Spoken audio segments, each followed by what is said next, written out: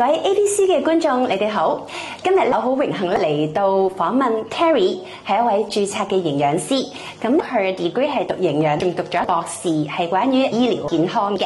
佢亦都喺公立醫院做咗好多年嘅營養師，而家係有私人執業。我哋咧一齊問下我哋有興趣嘅題目啊！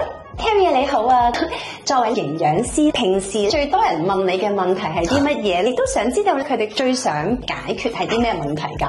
最多人問嘅問題都係希望減肥啊，大部分都問你點樣減肥啊，有啲咩飲食可以教我？咁但係喺臨床裏邊，即係醫院工作啊，或者係門診裏邊，其實減肥可能佔咗2-3成啦，其他係長期病患，例如三高啊、糖尿啊。腎病，原來唔講唔知，其實好多醫院嘅病人咧營養不良嘅，可能係6-7成嘅病人都係要用營養補充劑，咁所以大部分我哋工作臨床嘅工作係大致上係咁咯。所以一係就減肥，一係就營養不良，想極化啲。譬如小朋友咧，啲家長會唔會因為覺得小朋友太肥或者太瘦走過嚟揾你㗎？小朋友都多嘅，好多肥胖嘅問題，可能係8-9歲咧都超重啊，甚至乎有啲血糖高糖尿添，係啊，二型糖尿。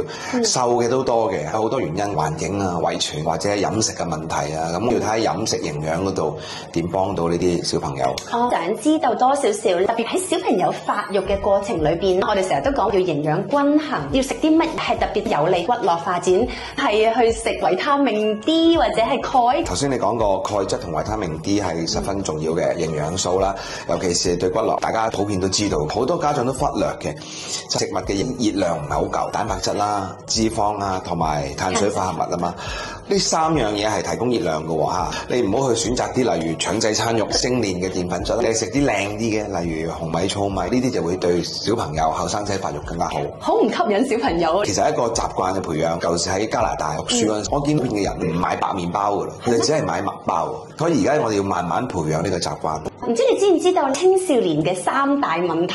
我都知道陣時有肥胖嘅問題，同埋柱側彎。冇錯，脊柱側彎我比較少啲聽營養師嘅角度。咁唔知你有冇啲脊柱側彎嘅小朋友做啲營養治療咧？舊時喺公立醫院裏邊，好多時佢哋都係過瘦，或者醫生轉介嚟等我哋評估下佢飲食，睇下維他命 D、熱量、蛋白質夠唔夠。